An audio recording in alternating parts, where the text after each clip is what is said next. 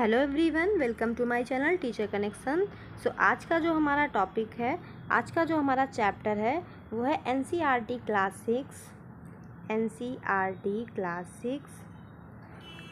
6 हमारे आसपास की वस्तुएं। तो इससे पहले के वीडियो में हमने इस चैप्टर के 3 टॉपिक डिस्कस किए थे। इस चैप्टर में टोटल 6 टॉपिक दिए गए हैं। हमने पार्ट 1 में 3 टॉपिक डिस्कस किए थे और ये हमारा पार्ट 2 है। तो इस वीडियो में भी हम 3 टॉपिक डिस्कस करने वाले हैं। तो चलिए स्टार्ट करते हैं। हमारे आसपास की वस्तुओं का अवलोकन, ये टॉपिक हम पढ़ चुके हैं। वस्तुओं को समूहों में कैसे बांटना है, ये टॉपिक भी हम पढ़ चुके हैं। सामग्रियों के विभिन्न गुण क्या होते हैं, ये टॉपिक भी हम पढ़ चुके हैं। आई होप आपको पार्ट 1 में ये सारे टॉपिक अच्छे से समझ में आए होंगे। और आज के वीडियो में हम पढ़ने वाले हैं जल में क्या घुलनशील है और क्या नहीं। मतलब कौन सी ऐसी सामग्रियां हैं, कौन सी ऐसी वस्तुएं हैं, कौन से ऐसे पदार्थ हैं जो जल में घुलनशील हैं और ऐसे कौन से पदार्थ हैं जो जल में घुलनशील नहीं हैं। स्थान और आयतन क्या है, पदार्थ क्या स्थान होता है और किन वस्तुओं में आयतन होता है, किन पदार्थों में द्रव्य क्या होता है। तो ये द्रव्य क्या होता है हम जानेंगे कि ये द्रव्य क्या होता है। तो ये जो 3 टॉपिक हैं ये हम डिस्कस करने वाले हैं इस वीडियो में। तो स्टार्ट करते हैं। तो चलते हैं अपने 4th नंबर टॉपिक की तरफ।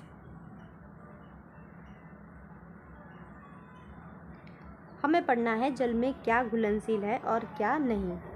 जल में क्या घुलनशील है। शाम को जब घुलन खेलकर घर वापस आया तो उसे पसीना आ रहा था, उसे थकान अनुभव हो रही थी और प्यास लग रही थी। घुलन की माँ ने एक गिलास में जल में 1 चम्मच चीनी और 1 चुटकी नमक और थोड़ा सा नींबू का रस मिलाया और उसे यह शिकंजी पिलाई।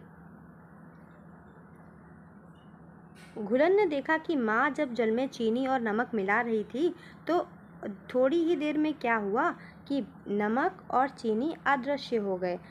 आइए पता लगाते हैं कि नमक और चीनी कैसे अदृश्य हो गए। हम विभिन्न सामग्रियों को जल में मिलाते हैं तो वो उनका क्या रिजल्ट निकलता है, वो कैसा व्यवहार करती हैं।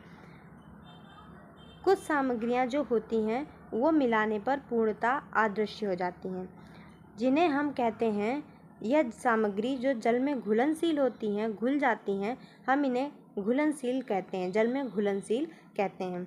कुछ सामग्रियां ऐसी हैं जो जल में पूर्णतः अदृश्य हो जाती हैं, हम उन्हें जल में घुलनशील कहते हैं। और जो सामग्रियां जल में नहीं घुलती हैं और बहुत देर तक घुलने पर भी अदृश्य नहीं होती हैं, ये सामग्रियां जल में अघुलनशील कहलाती हैं। तो जो सामग्रियां पूर्णतः जल में घुल जाती हैं, अदृश्य हो जाती हैं, वो जल में घुलनशील सामग्री कहलाती हैं। और जो सामग्रियां जल में पूर्णतः नहीं घुलती हैं, अदृश्य नहीं होती हैं, वो अघुलनशील कहलाती हैं। जल हमारे शरीर में होने वाली प्रक्रियाओं में एक महत्वपूर्ण भूमिका निभाता है, क्योंकि यह बहुत सी सामग्रियों को घोल सकता है। तो जल में घुलनशील चीनी और नमक और जल में अघुलनशील। आप स्वयं ORS बनाएं। आप स्वयं क्या करें, ORS बनाएं। ओरल रिहाइड्रेशन सॉल्यूशन ORS जो है का उपयोग दस्त या अन्य रोगों के कारण हुई पानी की कमी निर्जलीकरण के उपचार के लिए किया जाता है। ये ORS पैकेट प्राथमिक स्वास्थ्य केंद्रों और बाजार में भी उपलब्ध होते हैं। प्रत्येक पैकेट को 1 लीटर जल में घोलकर उपयोग किया जाता है। यदि यह उपलब्ध नहीं है तो उबाल कर ठंडे किए गए 1 लीटर जल में 6 चम्मच चीनी और आधा चम्मच नमक मिलाकर ORS घर पर ही तैयार किया जा सकता है। तो आज आपने सीखा कि हम ORS को घर पर कैसे ही तैयार कर सकते हैं और इसका उपयोग दस्त या अन्य रोगों के कारण जो पानी की कमी होती है, डिहाइड्रेशन हो जाता है, उसके लिए हम करते हैं। तो आगे बढ़ते हैं। यहाँ तक आपको समझ में आ गया होगा। क्या तेल, सिरका और शहद जैसी चीज़ें भी द्रव जल में घुल जाते हैं? आइए पता लगाते हैं। जल में विद्यमान गैसों के विषय में हम क्या जानते हैं। कुछ द्रव जल में पूरी तरह मिल जाते हैं, परंतु कुछ द्रव जल के साथ मिश्रित नहीं होते हैं और कुछ समय के लिए रख देने पर एक अलग से परत बना लेते हैं। इसी प्रकार कुछ गैसें जल में घुलनशील होती हैं, जबकि अन्य गैसें नहीं होती हैं। उदाहरण के लिए ऑक्सीजन गैस जो है वो जल में घुल जाती है, परंतु जल में रहने वाले जंतुओं और पौधों के अस्तित्व के लिए बहुत ही महत्वपूर्ण है। ऑक्सीजन गैस क्या होती है, जल में घुल जाती है और ये पौधों और जो जलीय जीव जंतु हैं उनके अस्तित्व के लिए बहुत इम्पॉर्टेंट है।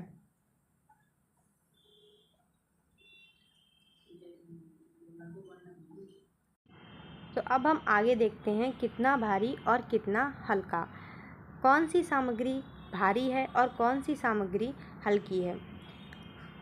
कोई सामग्री भारी है या हल्की है, इसका पता द्रव्यमान नामक गुण को मापकर कर सकते हैं। कोई भी वस्तु भारी है या हल्की है, इसका पता हम उसके द्रव्यमान नामक गुण को मापकर कर सकते हैं। तो कोई भी वस्तु हल्की है, भारी है, इसका पता हम कैसे लगाएंगे, गुण को माप कर सकते हैं। जब उसके आयतन समान होते हैं ना, तो हम पता लगाते हैं। कोई भी वस्तु हल्की है, भारी है, इसका हम पता कैसे लगाएंगे, उसके द्रव्यमान को माप कर, जबकि उनके आयतन कैसे हों, समान हों। जो सामग्री भारी होती है उसका द्रव्यमान भी कैसा होता है, अधिक होता है। जो सामग्री भारी होती है उसका द्रव्यमान अधिक होता है और जो सामग्री हल्की होती है उसका द्रव्यमान भी कम होता है, यदि उनके आयतन समान हैं तब। आगे बढ़ते हैं। सामान्य भाषा में द्रव्यमान के लिए भार का भी प्रयोग किया जाता है, क्योंकि यह भार से निर्धारित होता है। आप जब उच्च कक्षाओं में पढ़ेंगे तो हम ये जो भार है इसको द्रव्यमान पढ़ेंगे और भार उनके संबंध के विषय में हम सीखेंगे। तो यही है कि जिस वस्तु में जितना भार है उतना अधिक द्रव्यमान होगा और जो वस्तु जितनी हल्की है उसका द्रव्यमान उतना कम होगा। आगे बढ़ते हैं। स्थान और आयतन। अगले दिन शिक्षिका विद्यार्थी कक्षा में प्रवेश करती हैं और सभी विद्यार्थी खड़े होकर उनका अभिवादन करते हैं और वह अभिवादन स्वीकार करती हैं और एक विशेष प्रयोजन से कहती हैं, कृपया अपना बस्ता अपनी सीटों पर रख कर बैठ जाएं। वो कहती हैं, कृपया अपना बस्ता अपनी सीटों पर रख कर बैठ जाएं। सीटों पर बस्ता रखे होने के कारण विद्यार्थी बैठ नहीं पाते। शिक्षिका विद्या पूछती हैं, आप बैठे क्यों नहीं? विद्यार्थी जवाब देते हैं, बैठने के लिए स्थान नहीं है, क्योंकि बस्ते ने स्थान घेर लिया है। बातचीत जारी रखते हुए दो विद्यार्थियों को कांच के 2 समान गिलास देती हैं और उन्हें उनकी बोतलों में बचा हुआ जल क्रमशः गिलास में डालने के लिए कहती हैं। कांच के गिलास में जल डालने पर विद्यार्थी देखते हैं कि एक गिलास जल से आधा भर जाता है, जबकि दूसरे का लगभग पूरा जल से भर जाता है। तो आपने देखा, ये आधा भरा हुआ गिलास है और ये पूरा भरा हुआ गिलास है। अलग अलग जल स्तर वाले कांच के गिलास हैं। दोनों गिलासों में जल का स्तर अलग अलग क्यों है? मैडम विद्या ने विस्तार पूर्वक समझाया कि दोनों गिलासों की क्षमता क्या है, समान है। प्रत्येक स्थिति में जल का स्तर अलग अलग है, जो इंगित करता है प्रत्येक गिलास में जल की मात्रा अलग अलग है। पहले गिलास में जल कम स्थान घेरता है, जो दर्शाता है कि इस गिलास में जल की मात्रा दूसरे गिलास में भरे हुए जल की तुलना में कम है। जल द्वारा घेरा गया स्थान जल के आयतन को दर्शाता है। तो यहाँ पर हमने आयतन को समझा। आयतन क्या है? जो वस्तु जितना स्थान घेरती है वही उसका आयतन है। मैं जग का पूरा पानी खाली बोतल में क्यों नहीं भर पाई? तो क्योंकि उसका आयतन जग से कम है। आपने दुकानों में अलग अलग प्रकार की पीने की जल की बोतलें बिकती हुई देखी होंगी। आपने देखा होगा कि बोतलों पर मात्रा के रूप में 1 लीटर, 500 ml, 200 ml इत्यादि लिखा रहता है। यह बोतलों के जल के आयतन को दर्शाता है। तो ये क्या है? जल का बोतलों में जल का आयतन है। तो आई होप आपको द्रव्यमान, आयतन, परभाषी पारदर्शी द्रव्य क्या होता है। अब तक ये सारे टॉपिक समझ में आ गए होंगे। पीने के जल और दूध की बोतलों में भी 500 ml का लेबल लगा रहता है और यह क्या दर्शाता है, ये भी आयतन को दर्शाता है। तो कोई वस्तु जितना स्थान घेरती है वहीं उसका आयतन होता है। अब हम जानेंगे कि द्रव्य क्या होता है और ये हमारा लास्ट टॉपिक होगा इस चैप्टर का। तो द्रव्य क्या होता है, क्या ऐसे कोई गुण हैं जो सभी सामग्रियों द्वारा प्रदर्शित किए जा सकते हैं? यदि हाँ तो वो क्या हो सकते हैं? द्रव्यमान और आयतन दो गुण हैं, अभी तक हमने इनके बारे में पढ़ा था। द्रव्यमान और आयतन दो गुण हैं जो सामग्रियों द्वारा प्रदर्शित किए जाते हैं। क्या हम उस वस्तु या सामग्री को एक सामान्य नाम दे सकते हैं जिसमें ये दो गुण विद्यमान होते हैं? कोई भी वस्तु जो स्थान घेरती है और द्रव्यमान रखती है हम उसे द्रव्य कहते हैं। यहाँ पर इन्होंने द्रव्य उसे बताया है जिसमें ये दो गुण होते हैं, द्रव्यमान और आयतन। जिसमें जो वस्तु स्थान घेरती है और जिसका द्रव्यमान होता है हम उसे द्रव्य कह देते हैं। द्रव्यमान द्रव्य की मात्रा को बताता है, हम इसे ग्राम से डिनोट करते हैं, किलोग्राम से डिनोट करते हैं और इन इकाइयों के द्वारा हम इसे मापते हैं। द्रव्य द्वारा घेरा गया स्थान उसका आयतन होता है। आयतन को लीटर और मिलीलीटर की इकाइयों में मापते हैं। तो द्रव्यमान जो होता है उसकी जो इकाइयाँ हैं, द्रव्यमान को हम ग्राम और किलोग्राम में मापते हैं, जबकि हम आयतन को किस में मापते हैं, लीटर में और मिलीलीटर में मापते हैं। आयतन को हम मिलीलीटर और लीटर में मापते हैं। तो ये है इनकी मापने की यूनिट इकाई। अंतर्राष्ट्रीय पद्धति SI में किलोग्राम द्रव्यमान की इकाई है। किलोग्राम को संक्षिप्त रूप में केजी लिखा जाता है। वाक्य के अंत को छोड़कर केजी के चिन्ह के बाद के और जी के बीच कोई जगह नहीं है, मतलब केजी हम बिल्कुल पास लिखेंगे, इसके बीच में हम कोई स्पेस नहीं देंगे। उसके बाद कोई बिंदु नहीं लगाया जाता है। द्रव्यमान लिखते समय हमेशा संख्या यानी कि संख्यात्मक मान और इकाई के बीच में थोड़ा अंतराल रहता है। मतलब हमें अगर 5 kg लिखना है तो हम 5 और kg इस तरीके से लिखेंगे। इनके बीच गैप नहीं होगा, लेकिन इन दोनों के बीच में यहाँ पर गैप होगा। आगे बढ़ते हैं। 7 किलोग्राम लिखना है तो 7 kg के रूप में लिखा जाएगा, ना कि 7 kgs। इसी प्रकार लीटर के बीच में कोई अंतराल नहीं होता है। इसी प्रकार लीटर को L के रूप में लिखते हैं और मिलीलीटर को ml के रूप में लिखते हैं। ml के बीच कोई अंतराल नहीं होता है। उदाहरण के लिए यदि आपके पास 500 मिलीलीटर जल है तो इसे 500 ml लिखा जाएगा। m छोटे अक्षर लोअर केस में होगा और L बड़े अक्षर अपर केस में होगा। SI प्रणाली में घन मीटर को संक्षेप में m³ कहा जाता है। घन मीटर को दर्शाने के लिए संक्षिप्त नाम मूर्धांक सुपरस्क्रिप्ट 3 के साथ लिखा जाता है। उदाहरण के लिए यदि आपके पास 2 घन मीटर आयतन है तो इसे 2m³ लिखा जाएगा। संख्या, संख्यात्मक मान और इनके बीच इकाई के बीच हमेशा एक स्थान छोड़ना है।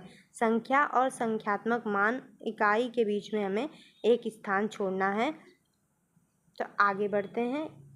द्रव्य के शुद्ध रूप को पदार्थ कहते हैं। द्रव्य के शुद्ध रूप को पदार्थ कहते हैं। ये द्रव्य क्या क्या होते हैं? जल, शर्करा, नमक, लोहा, ऑक्सीजन, ये सब द्रव्य हैं। तो आपको पता चला होगा कि द्रव्य में कौन कौन से दो प्रॉपर्टीज़ होते हैं। एक उसका द्रव्यमान होता है और दूसरा कौन सा होता है? आयतन होता है। ये दो प्रॉपर्टी जिनमें होंगी उसको हम क्या कहेंगे? द्रव्य कहेंगे, यानी कि मैटर कहेंगे, यानी कि पदार्थ कहेंगे। तो हमारे आसपास की सामग्रियां द्रव्य के विभिन्न उदाहरण मानी जा सकती हैं। उदाहरण के लिए जल द्रव्य है, रेत और कंकड़ द्रव्य है, इसी प्रकार कप भी द्रव्य है। सामग्रियां द्रव्य के वे प्रकार हैं जिनका उपयोग वस्तुओं के निर्माण या उन्हें तैयार करने में किया जाता है। हमने सीखा कि सामग्रियां भिन्न भिन्न दिखती हैं और भिन्न भिन्न व्यवहार करती हैं। हमारी सामग्रियों के समूह के उनके गुणों में समानता या अंतर के आधार पर बनाए हैं। हमने समझा कि समूह बनाना उपयोगी है क्योंकि यह हमें सामग्रियों के गुणों के स्वरूप का अध्ययन और अवलोकन करने में सहायता करता है। मनुष्य न केवल सामग्रियों का बल्कि चट्टानों, पौधों और जानवरों का भी वर्गीकरण करते रहते हैं। जीवित जगत के वर्गीकरण के बारे में हमने सजीव जगत में विविधता चैप्टर में सीखा था। और सजीव जगत की भांति ही निर्जीव जगत का वर्गीकरण भी उनके गुणों के आधार पर किया जाता है।